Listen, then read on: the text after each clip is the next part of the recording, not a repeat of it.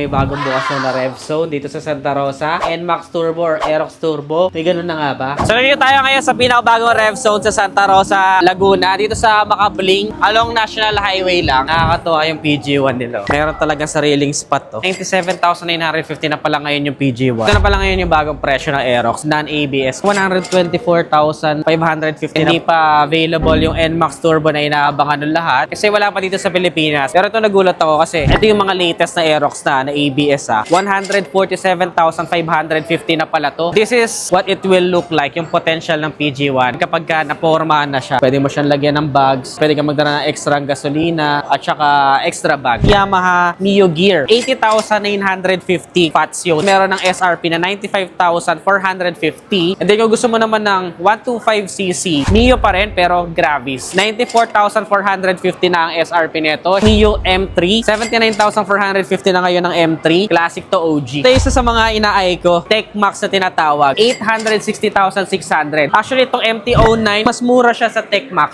800,600 pesos. So, sa MT-07, 500,600 naman yung SRP niyan. Ito naman yung Tenere 700. 700,600 pesos. Pero kung gusto mo lang ng maliit, ito ka na sa PG1. Pwedeng umadventure pero maliitan lang. At syempre, mas matipid sa gasolina. Nagbabala kayong kumuha ng motor, big bike man yan, or small displacement, dito na kayo pumunta.